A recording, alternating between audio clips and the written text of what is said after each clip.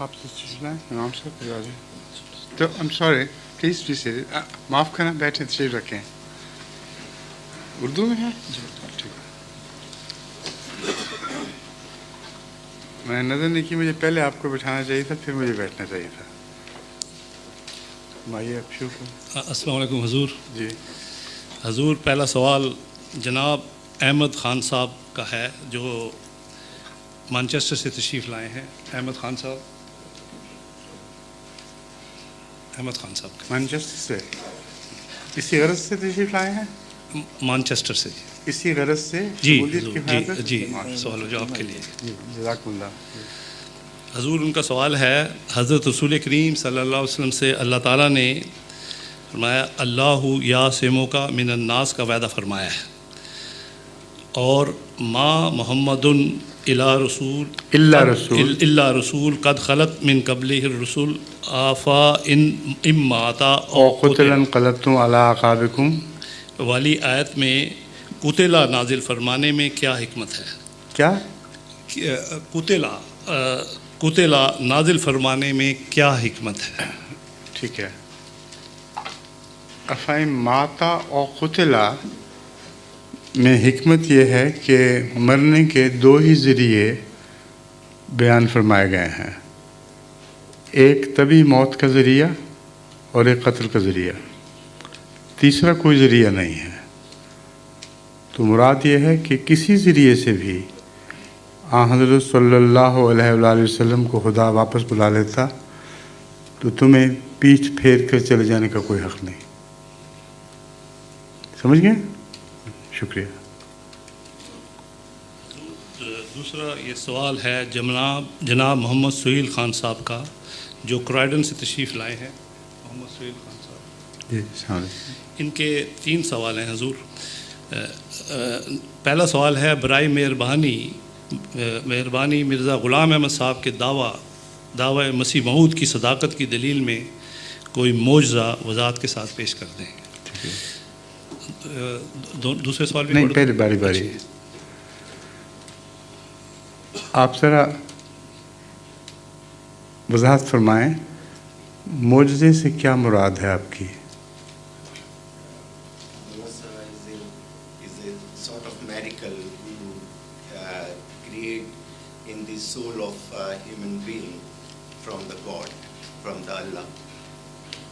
یہ اردو کی مجلس نہیں ہے؟ اردو میں بتائیے. اللہ کی طرف سے جو روحانی طاقت انسان میں بھیجی گئی تھی جس طرح ہمارے محمد صلی اللہ علیہ وسلم کو عطا کی تھی پروردگار نے اس طرح جو نیک لوگ ہیں خدا کے محبوب ہیں اور ان میں خدا کی روحانی طاقتیں ہوتی ہیں اور ان کی نشانیاں جو ہے وہ میں کلیئر کرنا چاہتا ہوں. قرآن کریم میں حضرت صلی اللہ علیہ وآلہ وسلم کی ان سب نشانیوں کے باوجود یہ آیت موجود ہے کہ یہ لوگ خدا تعالیٰ کی قسمیں کھاتے ہیں کہ اگر تو ایک بھی معجزہ دکھا دے تو یہ ایمان لے آئیں گے. ہے کہ نہیں؟ وما یشعرکم انہ اذا جاءہم آیۃ لیؤمنن بہا انہا اذا جاءت لا یؤمنون. تو یہ کیسے ہم سمجھائیں کہ جو ان کے تصور میں معجزہ ہے اگر وہ آ بھی جائے تو یہ ایمان نہیں لائیں گے. تو معجزوں سے بڑھ کر کوئی اور حقیقت ہے جو صداقت کی نشانی ہوا کرتی ہے اور قرآن کریم نے اسی حقیقت کی طرف اشارہ فرمایا ہے. یہ معجزے جو ہیں یہ تو اکثر ہر نبی ہر فرضی خدا کے بارے میں بیان کیے جاتے ہیں. اگر ہم ایک کی بات مانیں تو دوسرے کی کیوں نہ مانیں. لیکن ایک بنیادی حقیقت ہے جس میں کبھی غلطی نہیں لگتی. خدا والے کا کردار، اس کے اخلاق، اس کی باتیں وہ ہمیشہ کے لیے ایک سچا معجزہ ہے جو قائم رہتا ہے.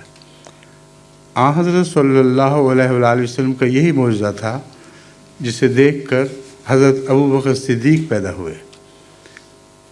ان کا صدیق ہونا اسی معجزے کی پیداوار ہے، کیونکہ جب انہوں نے حضرت صلی اللہ علیہ وسلم سے ملاقات کی، سفر پہ تھے، باہر گئے ہوئے تھے، جب واپس آئے تو بار بار حضور اکرم صلی اللہ علیہ وآلہ وسلم ان سے یہی فرماتے رہے کہ میری دلیلیں سن لو۔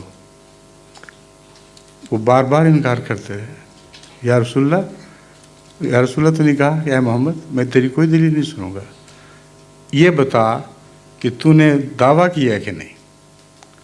آخر رسول اللہ صلی اللہ علیہ وسلم نے فرمایا ہاں میں نے کیا ہے کہ میں ایمان لے آیا۔ اتنی سی بات تھی۔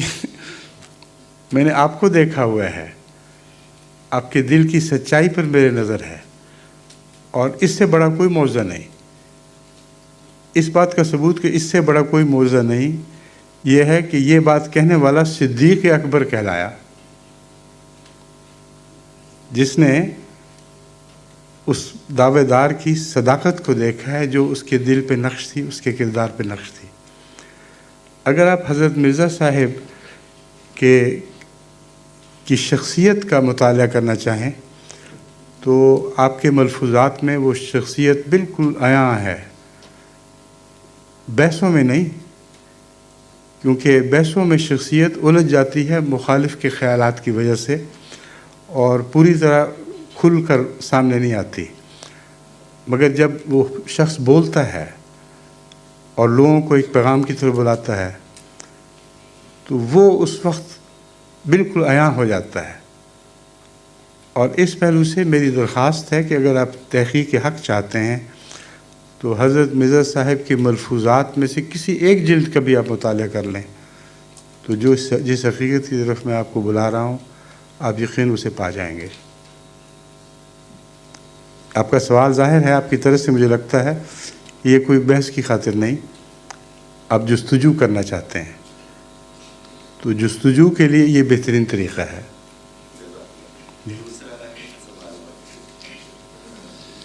حضور ان کا دوسرا سوال ہے، قرآن حکیم میں تمام بنی نوع انسان کے لیے ہدایت کا سامان موجود ہے، بالکل درست ہے۔ آج اس کلام پاک پر کیوں زور نہیں دیا جاتا؟ میرے تجربے میں دیگر کتب مذاہب پر زیادہ توجہ دی جا رہی ہے۔ تشریح رکھیں۔ قرآن پاک پر اس لیے زور نہیں دیا جا رہا علماء کی طرف سے کہ اگر کوئی قرآن پاک کا مطالعہ کرے تو ان کے فرضی اعتقادات جو میڈیول ایجز سے تعلق رکھتے ہیں ان کا کوئی قرآن میں نشان بھی نہیں ملے گا،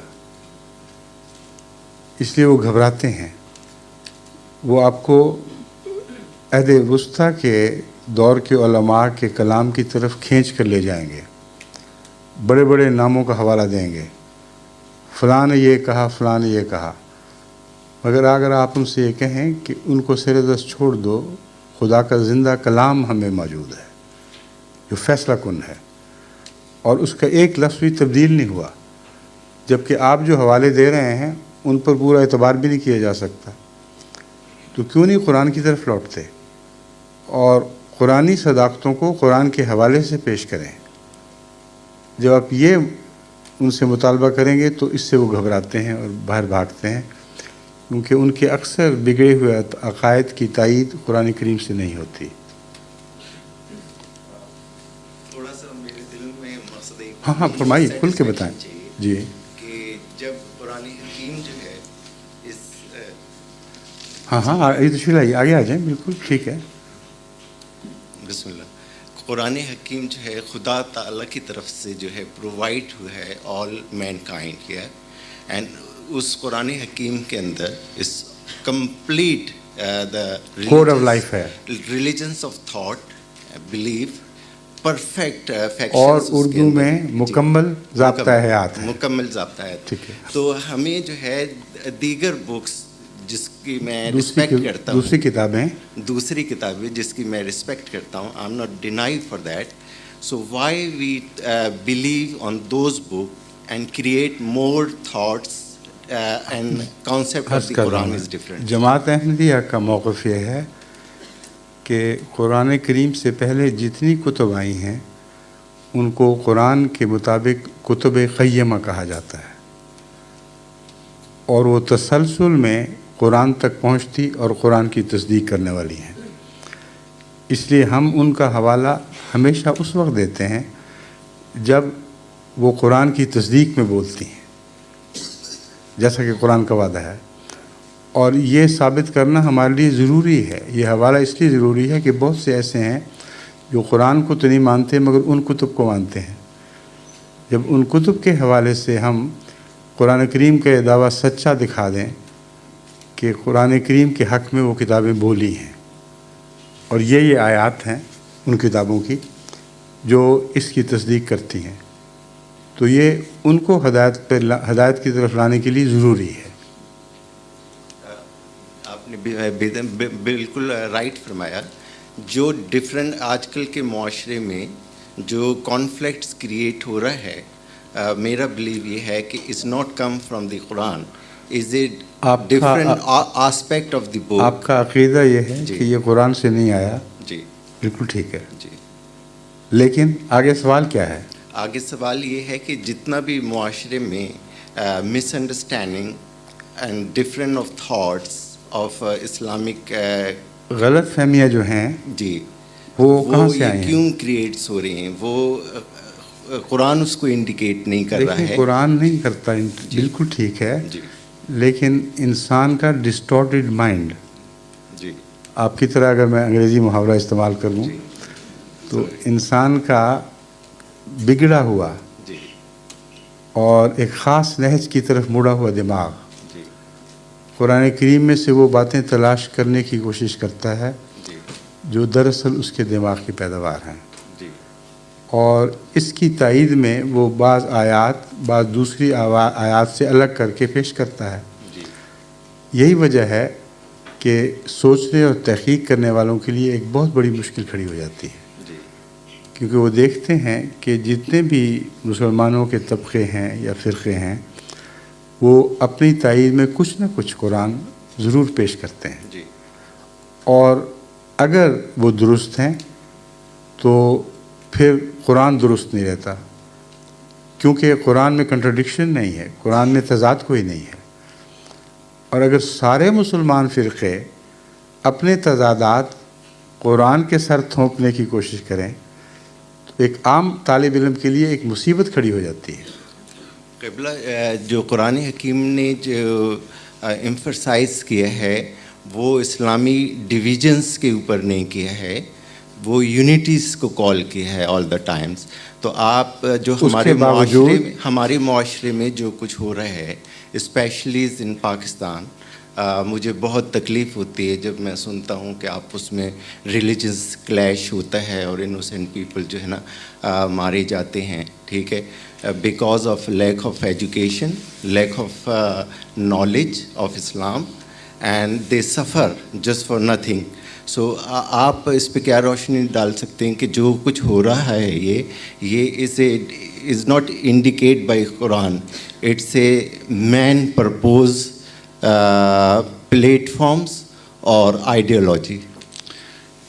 آپ سے مجھے پورا اتفاق ہے، اس میں کوئی بھی شک نہیں۔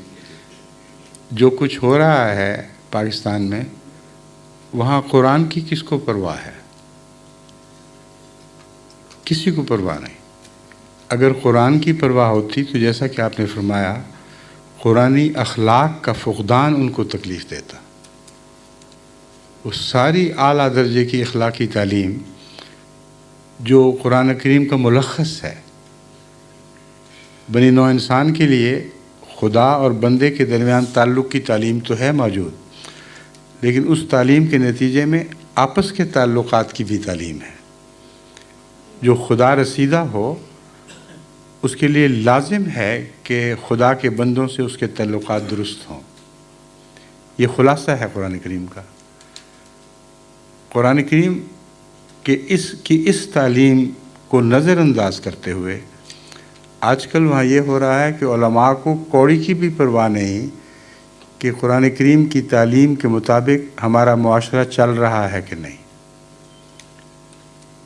وہ قرآن کریم سے انصاف اور امن کے بجائے اگر کوئی استنباط کرتے ہیں تو یہ کرتے ہیں کہ فلاں شخص قرآن کے مطابق عمل نہیں کر رہا اس لیے اس کا گھر جلا دو، فلاں شخص ہمارے عقیدے کے مطابق نہیں چل رہا اس لیے اس کی جائیداد لوٹ لو۔ جب بھی وہ قرآن کریم کا حوالہ دیتے ہیں منفی پہلو سے دیتے ہیں۔ مثبت پہلو سے پاکستان کی مساجد میں اگر یہ تعلیم دی جاتی کہ تم لوگ جو ایک دوسرے سے نفرت کر رہے ہو، ایک دوسرے سے ظلم کا سلوک کر رہے ہو، تمہاری اخلاقی حالت بگڑ چکی ہے، پہلے اس کو درست کرو پھر اسلام کی بات کرو، یہ تعلیم اگر دی جاتی تو جو آپ دیکھ رہے ہیں وہ نہ ہوتا۔ مسلم جو ہے ہم لوگوں کو اس چیز پہ توجہ نہیں دینی چاہیے، یہ وائلنٹ کرتی ہے اسلامک آرڈرز کو، قرآنی کانسٹیٹیوشنز کو، یہ ٹوٹلی جو ہے نا کنڈیمڈ کرتی ہے۔ تو پھر ہم کس طرح سے بلیو کر سکتے ہیں، کس طرح سے ہمارا فیتھ مکمل ہو سکتا ہے جب ہم قرآن حکیم کی کانسٹیٹیوشنز کو وائلیٹ کریں؟ قرآن حکیم کبھی نہیں کہتا ہے کہ آپ وائلنٹ کریٹ کریں اور پرووکڈ کریں دا main kind of the humanity. 100% اتفاق ہے، جو آخری نتیجہ آپ نے نکالا ہے مجھے 100% اتفاق ہے۔ جن کو اتفاق نہیں ان سے پوچھیں جا کے۔ شکریہ، ماشاء اللہ۔ جناب سہیل خان صاحب کا تیسرا سوال ہے۔ ابھی ہے؟ جی تیسرا حضور، اچھا شروع میں عرض کیا تھا کہ 3 سوال ہیں۔ حضور ان کا سوال ہے، قبلہ اگر اجازت ہو تو یہ سوال پیش خدمت ہے، اس پر روشنی یہ اجازت پہلے 2 سوالوں کے متعلق کیوں نہ لی گئی؟ حضور یہ کہ اجازت چھوڑ کے ہمیں تو دعوت دی ہے ان کو۔ ہاں فرمائیں۔ اس پر روشنی ڈال کر اس خادم کو مطمئن کریں جو کہ بیت سے تعلق رکھتا ہے۔ یہ میرا اہم سوال ہے جو کہ اسلامی دعوت کے لیے ہے۔ شروع میں بنی نوع انسانوں کو حضرت سرور کائنات محمد صلی اللہ علیہ وسلم نے دعوت اسلام کے سلسلے میں بیعت لی تھی۔ تمام مومنین سے اب دوبارہ اس کی مسلمانوں سے کیا ضرورت ہے؟ کیا کچھ اس بیعت میں کمی رہ گئی تھی؟ میں سوال سمجھ گیا ہوں، یہ بارہا ہو چکا ہے، بارہا میں اس کا جواب دے چکا ہوں کہ آن حضرت صلی اللہ علیہ وآلہ وسلم کی بیعت کے باوجود ان سب صحابہ سے حضرت ابوبکر صدیق نے دوبارہ بیعت کیوں لی؟ اس لیے کہ بیعت کے ذریعے ایک روحانی رہنما کی مرکزیت پہ آپ اکٹھا ہوتے ہیں اور اس کے احکام کی پیروی کے لیے وعدہ کرتے ہیں۔ اس سے امت ایک لڑی میں پروئی جاتی ہے، یہ تو حکمت ہے۔ مگر واقعہ وہی ہے جو میں عرض کر رہا ہوں کہ حضرت ابوبکر صدیق رضی اللہ تعالیٰ عنہ نے ان سب سے بیعت لی جنہوں نے رسول اللہ صلی اللہ علیہ وسلم کے ہاتھ پر بیعت کی ہوئی تھی، اور حضرت عمر رضی اللہ تعالیٰ عنہ نے یہی فعل دہرایا، اور حضرت عثمان نے اور حضرت علی نے، جس کو آپ خلافت راشدہ کہتے ہیں، اس کا یہ نمونہ ہے، ہم اسی پہ چل رہے ہیں۔ حضور یہ سوال مستورات کی طرف سے آیا ہے، کیا حضرت مسیح موعود علیہ الصلوۃ والسلام اور حضرت مہدی موعود علیہ الصلوۃ والسلام ایک ہی وجود ہوں گے؟ جبکہ حدیث میں ہے کہ حضرت عیسیٰ ابن مریم کا نزول بیت المقدس میں ہوگا اور مہدی علیہ السلام بنی فاطمہ کی اولاد سے ہوں گے اور مکے میں پیدا ہوں گے۔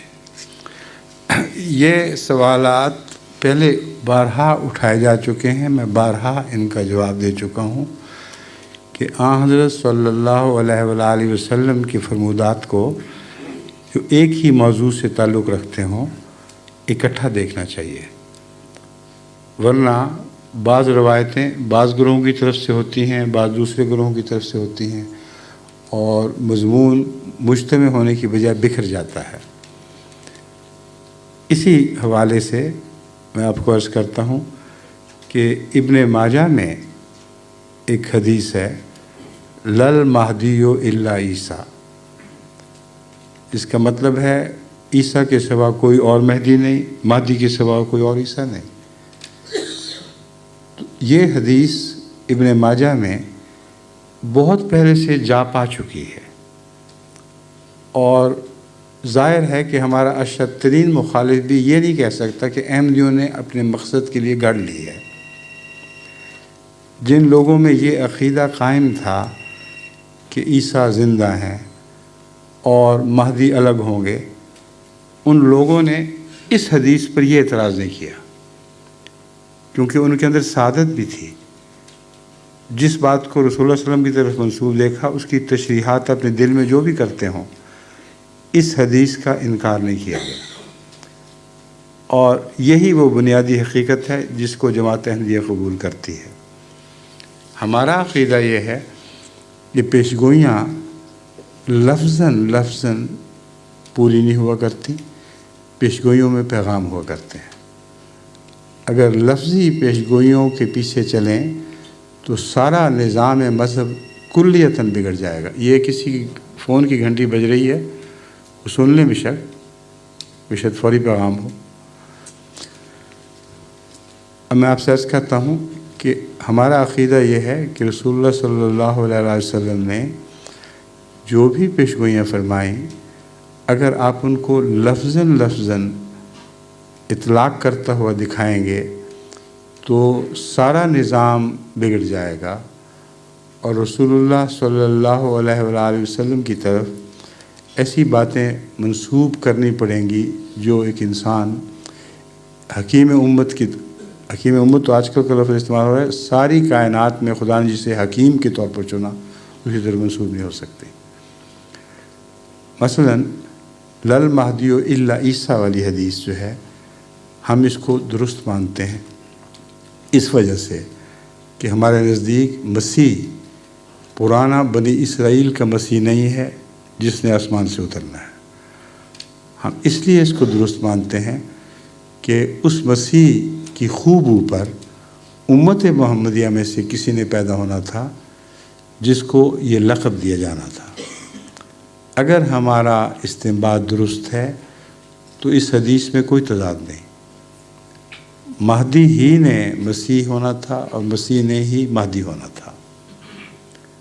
اگر اس کو آپ نظر انداز فرما دیں اور لفظی اترنے کی بحث میں مبتلا ہو جائیں تو پھر حضرت مسیح کے متعلق یہ ماننا پڑے گا کہ وہ واقعتاً جسم سمیت آسمان پر چڑھ گئے اور چوتھے آسمان پر جا کر کہیں بیٹھے، جس کا مطلب ہے کہ آپ کا سفر اگلی دنیا کی طرف نہیں ہوا، اسی کائنات میں، اس مادی کائنات میں آپ چوتھے آسمان پر جا کے بیٹھ گئے، اور جب تک آپ وہاں سے نہ اتریں مسلمانوں کی اصلاح کی امیدیں پوری ہو ہی نہیں سکتی۔ جب تک آپ جسمانی طور پر دوبارہ نازل نہ ہوں، اسلام کی باغ ڈور مولویوں کے ہاتھ میں رہے گی، اور یہی وہ چاہتے ہیں۔ بس ذرا سوچ کر دیکھیں کہ حضرت مسیح علیہ السلام اگر واقعتاً جسمانی طور پر اوپر چڑھے تھے تو یہ خدا تعالیٰ کی اس کائنات کے مخالف بات ہے جو اس نے خود پیدا فرمائی۔ قرآن کریم سے پتہ چلتا ہے کہ اللہ تعالیٰ نے زمین و آسمان کو جو پیدا فرمایا ہے اس میں کوئی تضاد نہیں ہے۔ چنانچہ قرآن کریم بار بار اس کی طرف توجہ دلاتا ہے، اور یہ جو عقیدہ ہے یہ تضاد دکھا رہا ہے۔ اس کی وجہ یہ ہے کہ خدا تعالیٰ نے جس طرح کائنات کو پیدا فرمایا، اس میں روشنی سے زیادہ تیز رفتار ممکن ہی نہیں ہے۔ روح کی ممکن ہے، جسم کی نہیں، اور اس بنیادی حقیقت پر تمام دنیا کے سائنٹسٹ 100% متفق ہیں۔ وہ اس بحث میں نہیں پڑھتے کہ روح ایک جگہ سے دوسری جگہ کس تیزی سے منتقل ہو سکتی ہے یا نہیں ہو سکتی، کیونکہ روح جسم نہیں رکھتی۔ لیکن جو ہی آپ جسم کی بات کریں گے وہاں خدا تعالیٰ کی کائنات اس بات کو ٹھکرا دیتی ہے کہ جسم روشنی سے زیادہ تیز رفتاری سے سفر کر سکتا ہے۔ بس ہماری بحث صرف یہ نہیں ہے کہ روحیں ایک سے دوسری جگہ کس تیزی سے منتقل ہوتی ہیں، ہماری بحث یہ ہے کہ جسم کی منتقل ہونے کی ایک آخری حد ہے، اس کو دنیا میں کوئی نہیں توڑ سکتا۔ اگر آپ یہ عقیدہ رکھیں کہ جسم اس آخری حد کو توڑ کر آگے نکل سکتا ہے، تو آج تمام دنیا کے باشعور سائنسدان اس کلام کو جھوٹا سمجھیں گے، جس کو حسابی طور پر انہوں نے دیکھ لیا ہے، ہمیشہ سچا پایا ہے، جس کو تمام بلیک ہولز کی دنیا کا مطالعہ کرنے کے بعد انہوں نے دیکھ لیا ہے کہ اس حقیقت سے کوئی بھی انکار نہیں۔ وقت ٹھہر جاتا ہے وہاں جہاں روشنی کی رفتار اپنے آخری مقام کو پہنچتی ہے۔ اس تفصیلی بحث کا یہاں موقع نہیں۔ آئنسٹائن میں اگر کسی کو دلچسپی ہے تو اس نے کسی حد تک اس بات پر روشنی ڈالی ہے کہ وقت جب ٹھہر جائے تو کیا کیا تماشے رونما ہوتے ہیں، مگر یہ حقیقت ہے کہ مسیح روح کے ساتھ تو سفر کر سکتے تھے، جسم کے ساتھ نہیں۔ اگر جسمانی سفر کا عقیدہ ہے تو قرآن کی روح سے بالکل جھوٹا ہے۔ یہ علماء جن سے ہمارا جھگڑا چل رہا ہے، یہ جسمانی عروج اور جسمانی نزول کی باتیں کرتے ہیں۔ یہ کہتے ہیں جسم سمیت عیسیٰ علیہ السلام کہیں غائب ہوئے اور بیچ کے آسمان پر ٹھہر گئے، اور اسی جسم سمیت جب دوبارہ اتریں گے تو ان کی راج دہانی شروع اور ہماری ختم۔ نہ وہ اتریں اور نہ ان بلاؤں سے ہمیں چھٹکارا ملے۔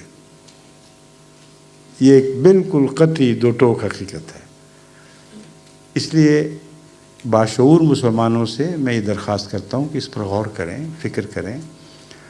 مسیح نے اپنے جسم سمیت نازل نہیں ہونا، اگر ہونا تھا تو آج سے پہلے جو بلائیں ہم پر نازل ہو چکی ہیں ان کو دور کرنے کے لیے اس کو اتر جانا چاہیے تھا، مگر حد سے گزر گیا ہے معاملہ۔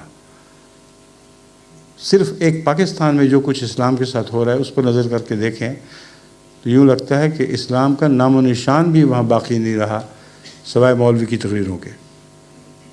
اسلام کی روح اٹھ گئی ہے اور مسیح ابھی اوپر بیٹھے ہوئے ہیں، وہ کیا کر رہے ہیں؟ اور دوسری حقیقت یہ پیش نظر رکھیں کہ اگر حضرت مسیح نے جسمانی طور پر ہی چڑھنا تھا اور جسمانی طور پر ہی اترنا تھا، تو روشنی کی رفتار پر اگر وہ چلتے تو 1 سیکنڈ میں 1,86,000 میل ان کو سفر کرنا چاہیے۔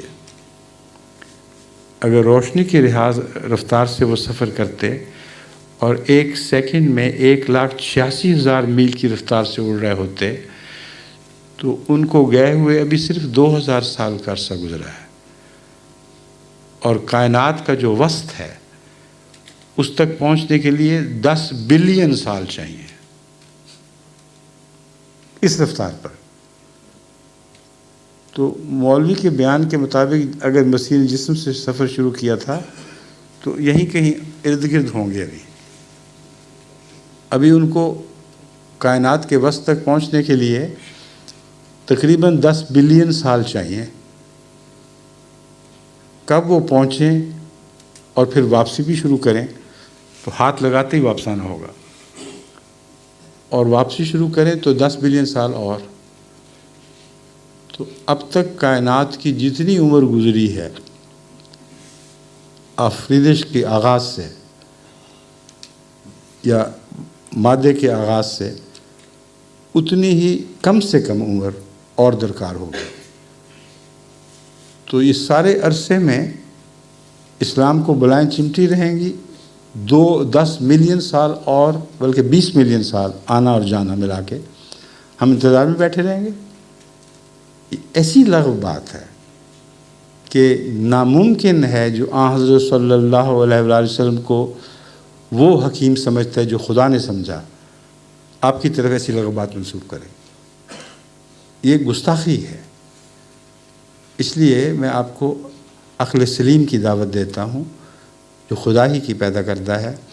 ان باتوں پہ غور کریں تو آپ کا دل اس کے سوا نتیجہ نہیں نکال سکتا کہ در حقیقت میں مہدی اور مسیح ایک ہی وجود کے دو نام ہیں۔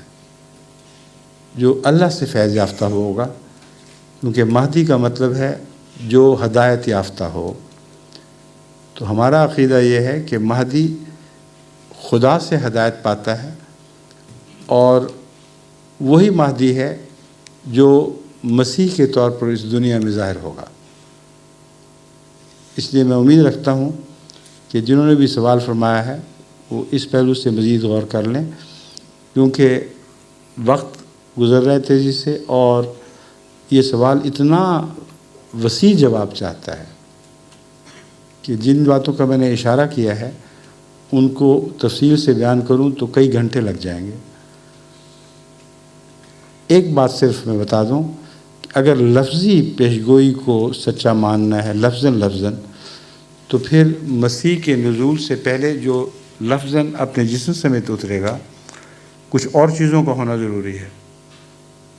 مثلاً ان سوروں کو مارنا ہے اس نے جو دنیا میں پھیلے ہوں گے، اور ان صلیبوں کو توڑنا ہے جو دنیا کا مذہب ہوں گی، اور اس گدھے پر سواری کرنی ہے جو دجال کا گدھا ہوگا، اور دجال کو اپنی تلوار سے قتل کرنا ہے۔ تو اگر یہ ساری باتیں لفظی ہیں تو اور باتیں چھوڑ دیجئے، اس گدھے کا ذکر احادیث میں پڑھ لیں جو دجال کے گدھے کے نام سے مشہور ہے۔ وہ زمین پر بہت تیز رفتاری سے چلتا ہے، وہ سمندر میں بڑے بڑے عظیم الفلک بوس جہازوں کی صورت میں سفر کرتا ہے اور ڈوبتا نہیں۔ اس پر ایسے ایڈ کے سامان، رزق کے سامان ہوتے ہیں جو اس کا مالک یعنی دجال غریب قوموں پر اپنی بادشاہی کی خاطر ان کی طرف وہ روانہ کرتا ہے۔ یہ تمام احادیث کی میں تفصیل کے ساتھ باتیں درج ہیں۔ تو ایسا گدھا جب تک پیدا نہ ہو جو حدیث کے الفاظ میں اس تیزی سے دنیا میں سفر کرتا ہو، جس کے پیٹ میں سواریاں بیٹھیں، جو سمندر میں عظیم الشان جہازوں کی صورت اختیار کر لے، جو ہوا میں اڑے اور بادلوں سے اوپر تیز رفتاری سے ایک ہی جست میں مشرق اور مغرب کے فاصلے طے کر لے، یہ سارے مختلف احادیث کے الفاظ ہیں۔ ان سب کی قدر مشترک یہ ہے کہ رسول اللہ صلی اللہ علیہ وسلم فرماتے ہیں کہ یہ گدھا جس کی یہ صفات ہیں آگ کھائے گا۔ حالانکہ اس زمانے کا کوئی گدھا آگ نہیں کھایا کرتا تھا،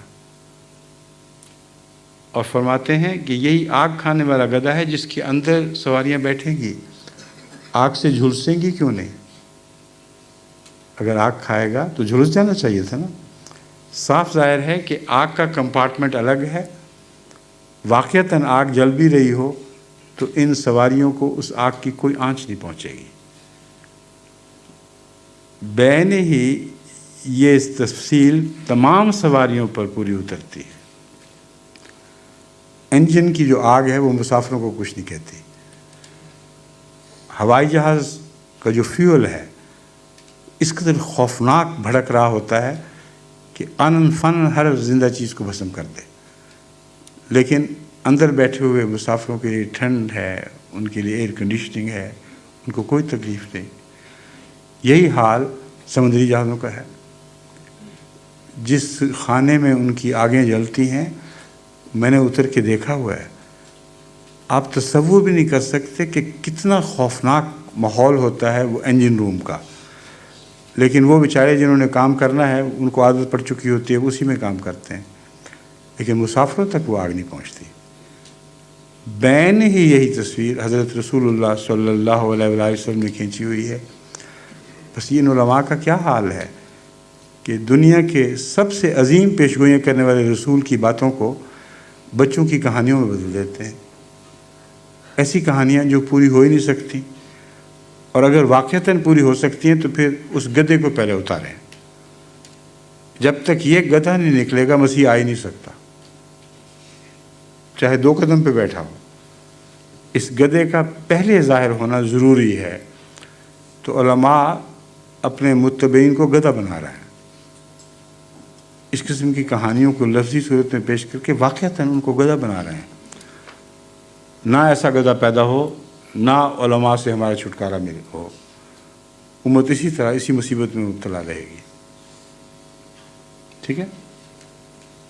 حضور اگلا سوال جناب امان اللہ خان صاحب کا ہے، جو نارتھ ویسٹ لندن سے تشریف لائے ہیں۔ جی حضور ان کا سوال ہے، افغانوں میں احمدیہ تحریک کا اثر رسوخ کتنا ہے؟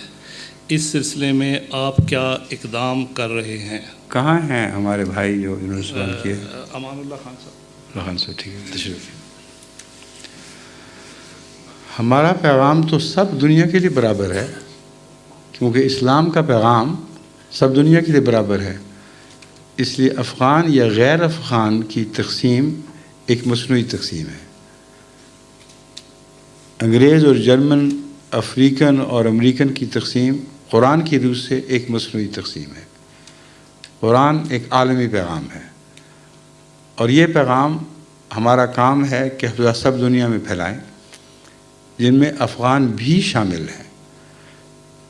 اب یہ ٹیلی ویژن جو آپ دیکھ رہے ہیں، اس کے کیمرے سیٹ ہوئے ہیں، اس ٹیلی ویژن کے ذریعے یہی پروگرام جو اس وقت جاری ہے یہ تمام دنیا کو سنایا جائے گا، اور ان پروگراموں میں افغانستان میں بولنے والی زبانیں بھی شامل ہوتی ہیں، اور ان پروگراموں کے تراجم افغانستان میں سمجھی جانے والی زبانوں میں کیے جاتے ہیں۔ تو اس سے زیادہ ہم اور کیا خدمت کر سکتے ہیں؟ لیکن اگر کوئی سننے کے لیے تیار نہ ہو، اور اگر کسی کے خون میں ایسا ظلم شامل ہو جائے جس کی قرآن جس ظلم کے خلاف جہاد کرتا ہے، اور وہ اپنے ظلم کو قرآنی جہاد قرار دے رہے ہوں، تو پھر ان کا حال وہی ہے کہ سنتے ہیں مگر بہرے ہیں، دیکھتے ہیں مگر اندھے ہیں، دلوں پر مہر ہے، کوئی پیغام نہیں ملتا۔ اب طالبان کے نام پر جو وہاں کارروائیاں ہوتی رہی ہیں اور اب ہو رہی ہیں، وہ کلیتاً غیر اسلامی ہیں، اور وہ فخر کر رہے ہیں کہ یہ اسلامی خدمات ہیں، اور ان خدمات میں اتنے بھیانک مظالم شامل ہیں کہ غیر دنیا ان کو دنیا اچھالتی ہے اور کہتی ہے یہ اسلام ہے۔ تو اس ظلم کے بعد وہ ہماری آواز کیسے سنیں گے؟ اس لیے ان کا نہ سننا ہمارا قصور نہیں، ان کے اعمال کا طبی نتیجہ ہے۔ سمجھ گئے ہیں آپ؟ شکریہ۔ حضور یہ سوال ڈاکٹر مظہر نعیم محمدی صاحب کا ہے، جو یہاں تشریف فرمائے۔ ڈاکٹر نعیم محمدی صاحب تشریف۔ حضور ان کا سوال ہے کہ آپ نے تصویر لے لی تھی ان کی؟ ذرا دوبارہ سارا کھڑے ہو جائیں، اب اندھیرے میں ہیں، ذرا آگے تشریف لے آئیں تاکہ ہماری ویڈیوز پر آپ کی صورت ریکارڈ ہو جائے۔ ہم اپنی خاطر یہ عرض کر رہے ہیں، کیونکہ پھر دیکھنے والے سمجھتے ہیں کہ واقعتاً ایک آدمی تھا اس شکل صورت کا جس نے سوال کیا تھا۔ ہو گیا؟ حضور ان کا سوال ہے کہ حضرت محمد مصطفیٰ صلی اللہ علیہ وسلم شب معراج کے مطابق آسمان پر گئے تھے، تو اپنے جسم مبارک کے ساتھ گئے تھے، جو آپ کے پچھلے سوال کے مطابق کسی انسان کے لیے ممکن نہیں، وضاحت سے بیان فرمائیں۔ شکریہ۔ میرے نزدیک قرآن کریم نے پہلے ہی اس سوال کا جواب وضاحت سے دے دیا ہے کہ آپ جسم مبارک سمیت آسمان پر نہیں گئے تھے، بلکہ یہ ایک روحانی سفر تھا۔ چنانچہ فرمایا وَمَا كَذَبَ الْفُؤَادُ مَا رَأَىٰ، کہ دل نے جھوٹ نہیں بولا جو اس نے دیکھا۔ تو دل کا سفر روح کا سفر ہے اصل میں۔ اور دوسرے یہ کہ خدا تعالیٰ جسمانی چونکہ نہیں ہے، اس لیے رسول اللہ صلی اللہ علیہ وسلم کا سفر جسمانی قرار دیا ہی نہیں جا سکتا۔ اسریٰ بعبدہ لیلاً، قرآن کریم فرما رہا ہے کہ خدا سے ملنے گئے تھے تو خدا تو ساتھ لے کر چلا تھا، اس لیے قرآن کے اس بیان کو کہاں لے جائیں گے؟ اللہ تعالیٰ وہاں تھا جہاں محمد رسول اللہ تھے، اور خدا کو ملنے کے لیے جسمانی سفر کا کوئی سوال ہی پیدا نہیں ہوتا تھا، اس لیے وہ روحانی سفر ہے جو قلب کی کیفیات سے تعلق رکھتا ہے۔ میرے نزدیک اور جماعت احمدیہ کا یہی عقیدہ ہے کہ قلب محمد مصطفیٰ صلی اللہ علیہ وآلہ وسلم ہی وہ سب سے بلند ترین، ایک یوں کہنا چاہیے کہ قلب محمد مصطفیٰ صلی اللہ علیہ وسلم ہی وہ عرش عظیم ہے جس پر خدا کا نزول ہوا، اور اس عرش عظیم نے جو کچھ دیکھا وہ قلب محمد نے دیکھا تھا، جیسا کہ فرمایا ما کذب الفؤاد ما رأى، اور یہی معراج ہے۔ شکریہ۔ حضور یہ سوال جناب حافظ غلام دستگیر صاحب جو حوصلوں سے تشریف لائے ان کا جناب۔ السلام علیکم، تشریف رکھیے۔ حضور ان کا سوال ہے، پہلے بھی میں شاید آپ سے مل چکا ہوں، نہیں؟ اچھا، اب اپنی شکل سے آشنا لگ رہے ہیں جیسے پہلے ہی میں آپ کو واقف ہوں۔ شکریہ، تشریف رکھیں۔ حضور ان کا سوال ہے کہ اکثر لوگوں کو یہ سوال پوچھتے دیکھا ہے کہ فلاں شخص یا فلاں مذہب کے ماننے والے بخشے جائیں گے یا جنت میں جائیں گے۔ تعجب اس بات پر ہوتا ہے کہ کیا سوال کرنے والی شخصیت کو خود اپنے متعلق پورا یقین ہے یا کوئی اجازت نامہ اس کے ہاتھ میں ہے کہ وہ ضرور بلا شک جنت میں جائے گا؟ دوسروں کی فکر میں ہلکان ہونے کی بجائے اگر اپنی فکر کی جائے اور اتنی ہی نظر اپنے اعمال پر روزانہ ڈالی جائے تو زیادہ بہتر ہوگا۔ اور ان کا ایک اور سوال بھی حضور جو بعد میں پیش کریں۔ جی، آپ نے بالکل بجا فرمایا ہے۔ یہ فتویٰ دینے والے کہ فلاں جنت میں جائے گا اور فلاں جہنم میں جائے گا، اس فتوے کے مجاز ہی نہیں ہے۔ اگر مجاز ہوں تو پھر خدائی کا دعویٰ ہے، یہ صرف وہ مجاز ہے جو آسمان کا خدا ہے، اور یہ باتیں محض لغو ہیں۔ ایسے لوگوں کو اور ایسے علماء کو زیادہ سے زیادہ یہ کہنے کا حق ہے کہ ہم نے جو قرآنی تعلیم سمجھی ہے اس کی روح سے اگر کوئی یہ بات نہیں کرتا تو ہم سمجھتے ہیں کہ وہ یہ نہیں کہہ سکتے کہ جہنم میں جائے گا، ہم سمجھتے ہیں کہ ہو سکتا ہے وہ جہنم میں جائے، مگر مالک کا کام ہے، جس کو کہ نہیں جائے گا وہ کبھی نہیں جائے گا۔ جزاک اللہ، شکریہ۔ جی، میرا کہنے کا سوال صرف اسی لیے تھا کہ جو مجھے علم ہوا تھا کہ آپ کا پیغام پوری دنیا میں جاتا ہے تو میں نہیں پہنچا سکتا تھا، اس لیے آپ کی خدمت میں عرض کی۔ بہت اچھا کیا آپ نے، تو میرے دل کی آواز اٹھائی ہے۔ جزاک اللہ، شکریہ۔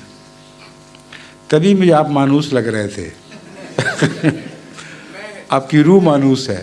سب سے پہلے میں میرے محترم سے جنہوں نے مجھے دعوت دی ہے، جی یہ علی صاحب نے جی یہ کہہ رہا تھا کہ مجھے اپنے آپ کو پاکستان میں مسلمان کہتے ہوئے یہاں کہتے ہوئے شرم آتی ہے کہ میرا تعلق اس ملک سے ہے کہ جس میں مسلمانی نام تو ہے، مسلمان نہیں۔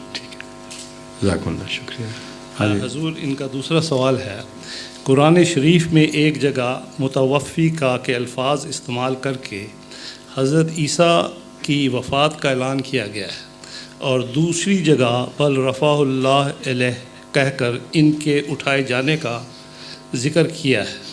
کیا ان دو باتوں میں تضاد ہے؟ ان دو باتوں میں کوئی بھی اختلاف نہیں، بلکہ ایک دوسرے کی تائید کر رہی ہیں۔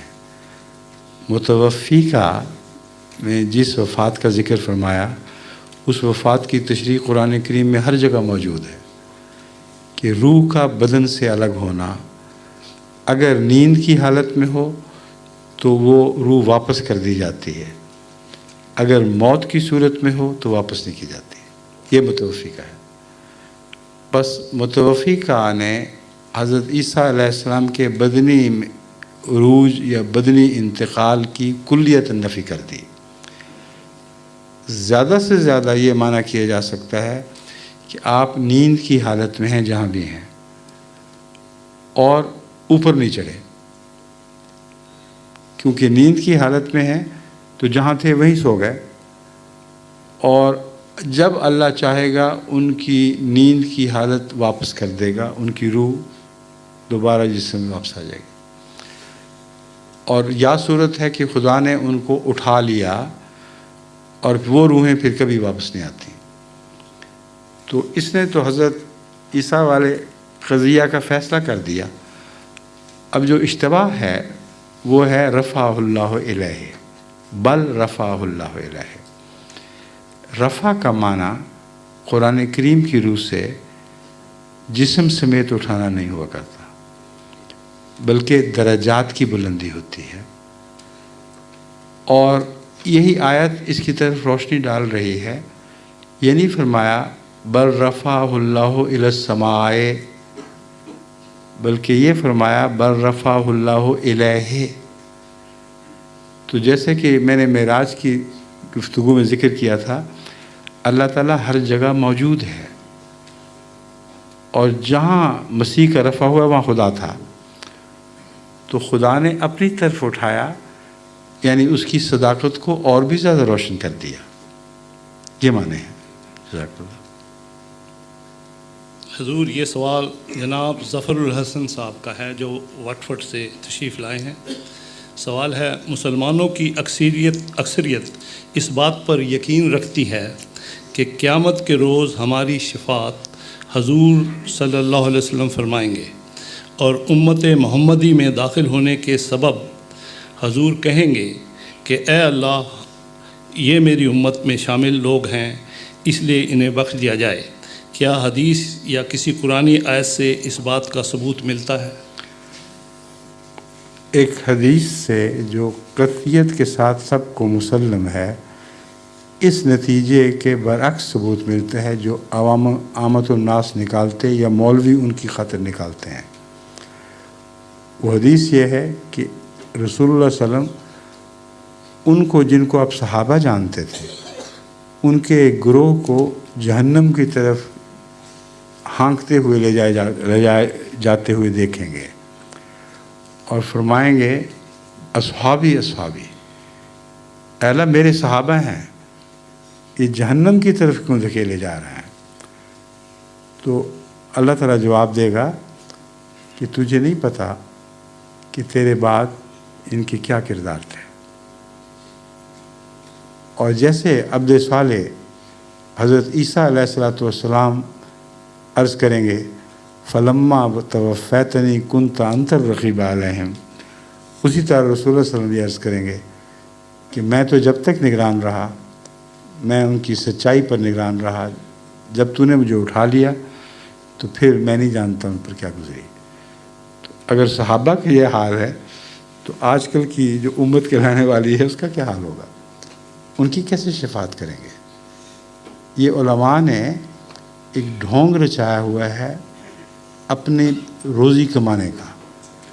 چنانچہ ابھی اخبار میں، کل کے اخبار یا پرسوں کے اخبار میں یہ خبر تھی کہ کراچی میں ایک مولوی صاحب نے بڑی مسجد میں اعلان کیا کہ اے وہ لوگوں جو میری بات کو سن رہے ہو یہاں مسجد میں، تمہیں کھلی چھٹی ہے، تم جتنی مرضی بے حیائیاں کر لو، جتنے چاہے گناہ کر لو، جتنے چاہے حقوق مار لو، میں تمہیں جنت کی خوشخبری دیتا ہوں، کیونکہ تم میرے پیچھے چل رہے ہو۔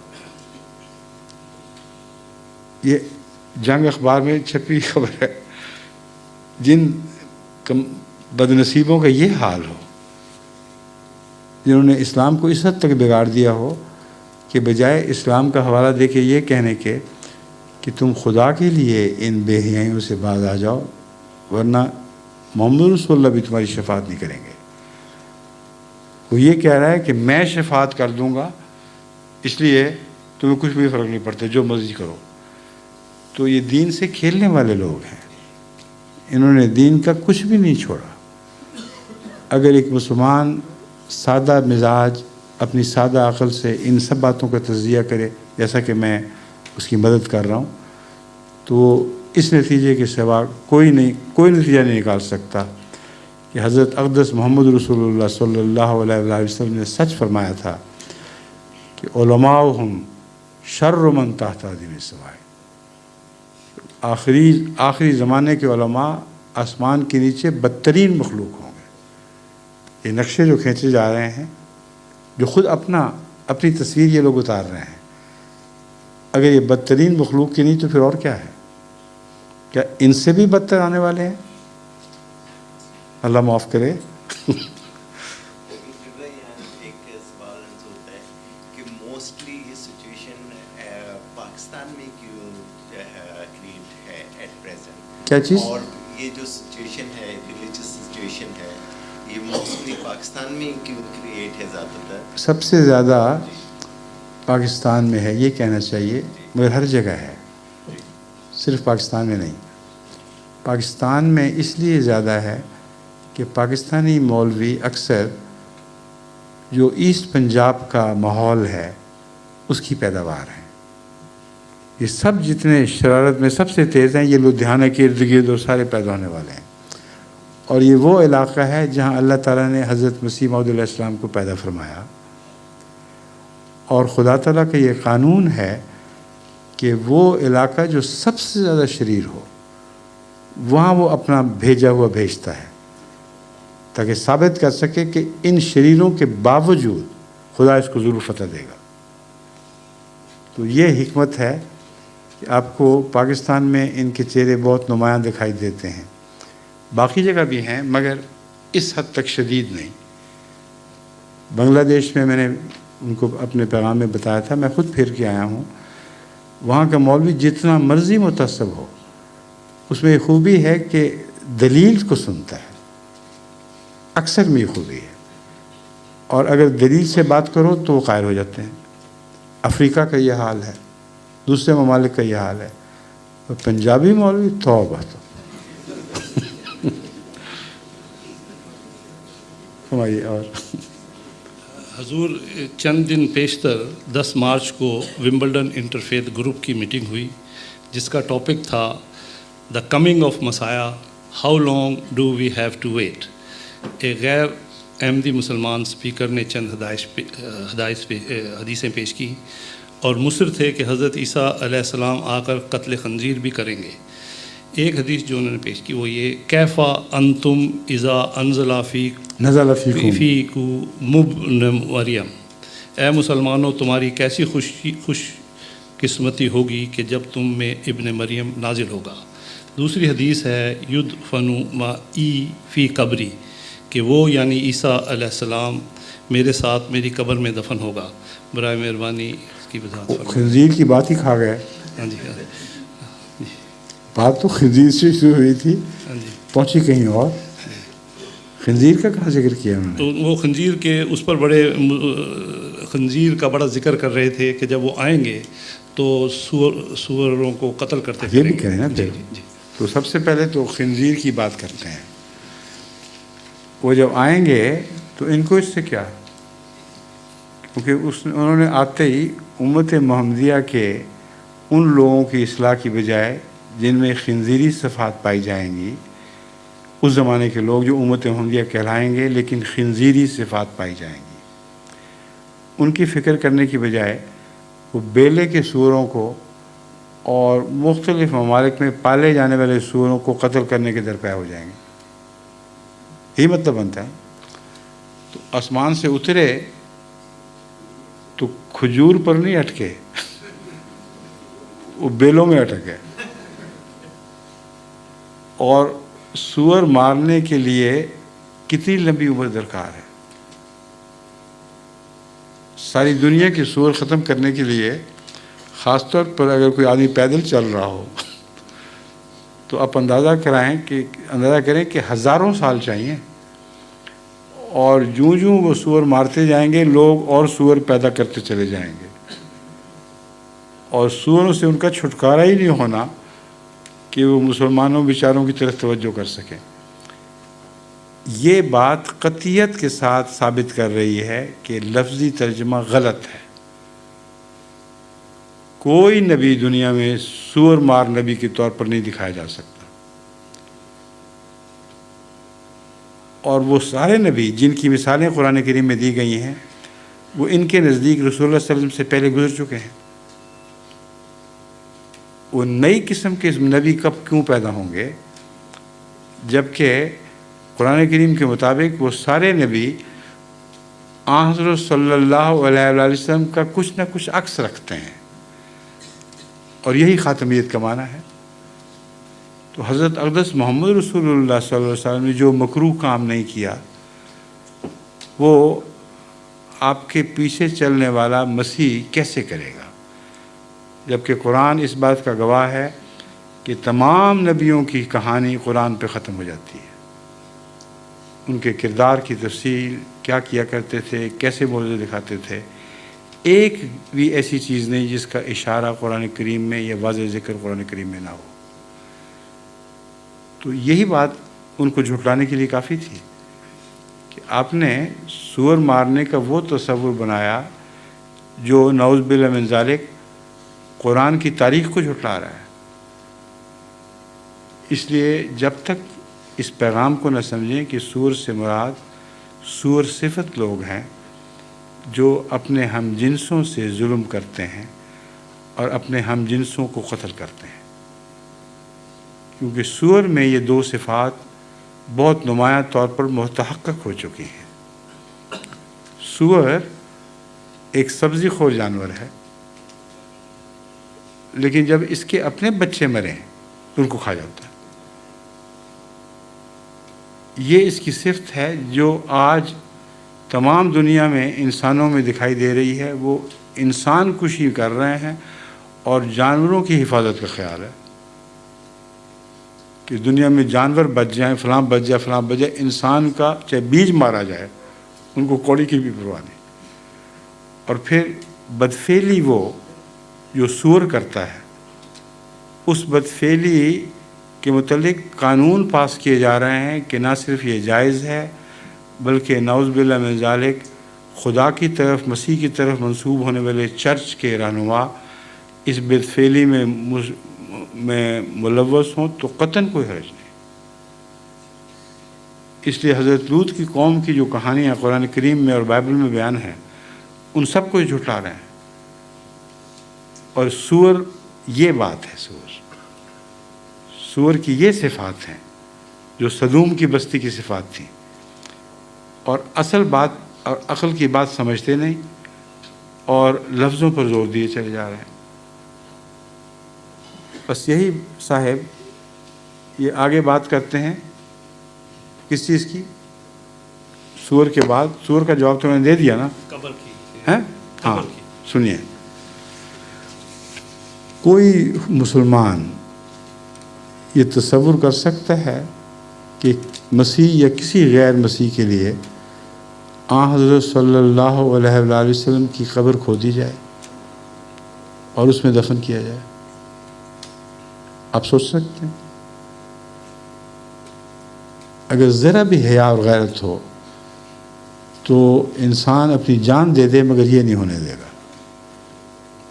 اور اگر یہ صداقت کی نشانی ہے تو پھر جو شخص بھی مسیحیت کا دعوے دار ہوگا اسے انتظار کرنا پڑے گا اپنے مرنے کا۔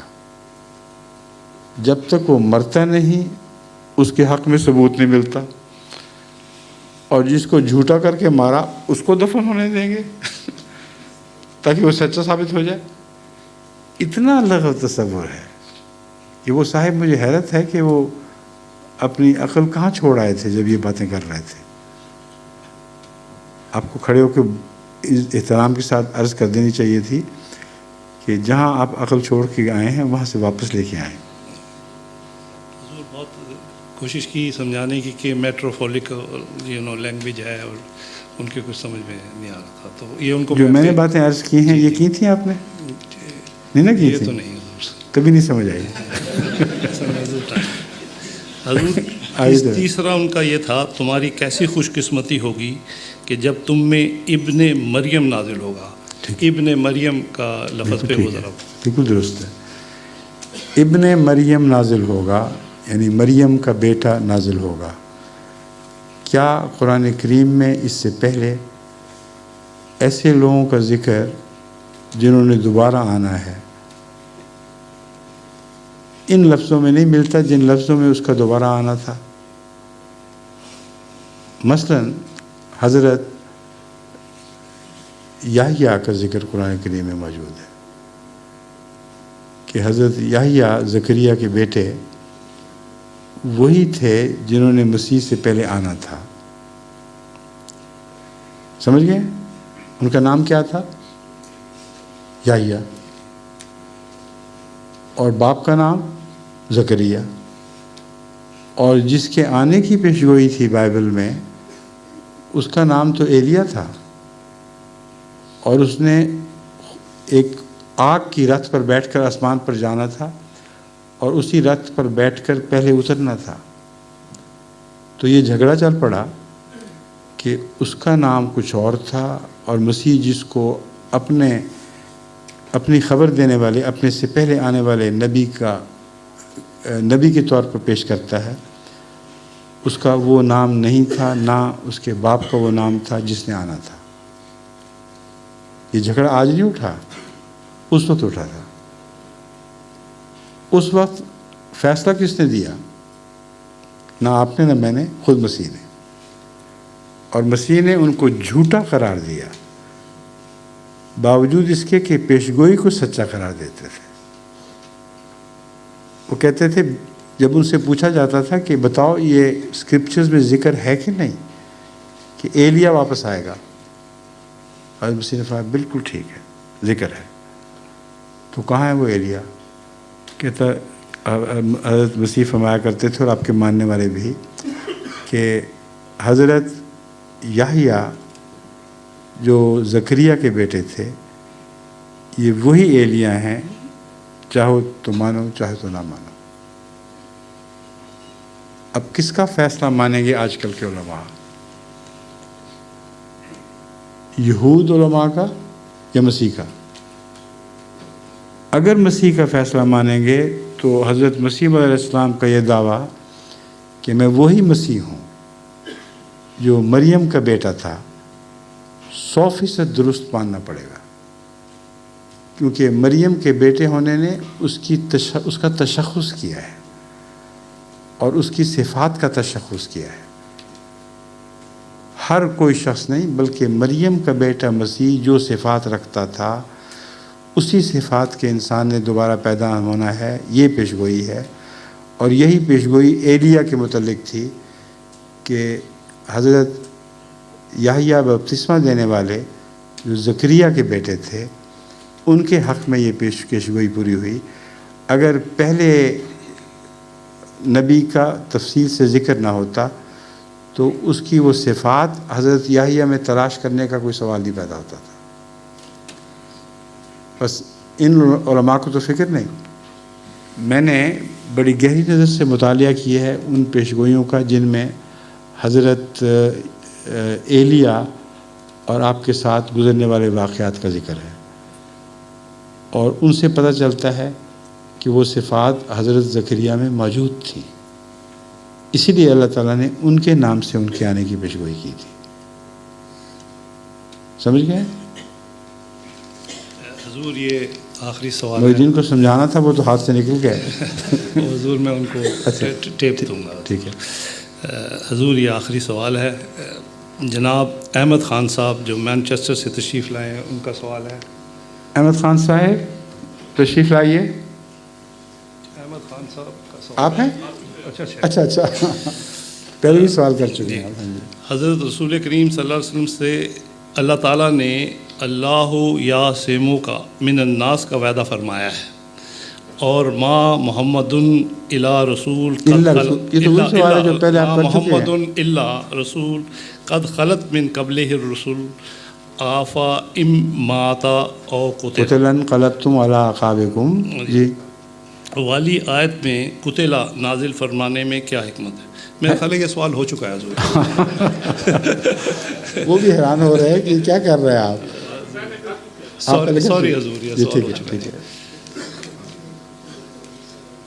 سوال ایک اور ہو سکتا تھا اس پر. قد خلت من قبلہ الرسل میں کیا فرمایا گیا ہے؟ قد خلت کا مطلب ہے گزر گئے، ان معنوں میں جن معنوں میں ہم کہتے ہیں کیا آپ کے والد صاحب گزر گئے ہیں؟ جواب ہوتا ہے ہاں گزر گئے ہیں، لیکن یہ مطلب نہیں کہ پاس سے گزر گئے ہوں، کہیں سے فوت ہو گئے۔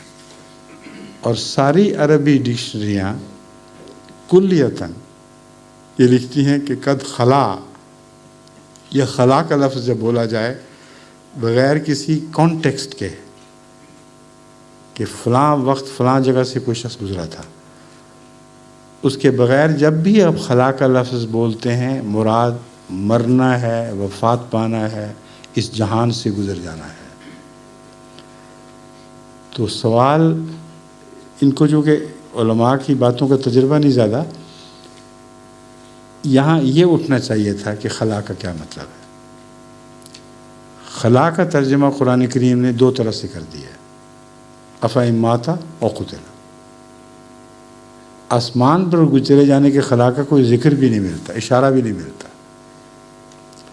اس لیے اس آیت کریمہ سے ہمارا یہ عقیدہ قطعی طور پر سچا ثابت ہوتا ہے کہ حضرت رسول اللہ صلی اللہ علیہ وآلہ وسلم سے پہلے جتنے بھی رسول کہلانے والے انسان تھے وہ سارے کے سارے آپ کے وجود سے پہلے گزر چکے ہیں، اور ان میں سے ایک بھی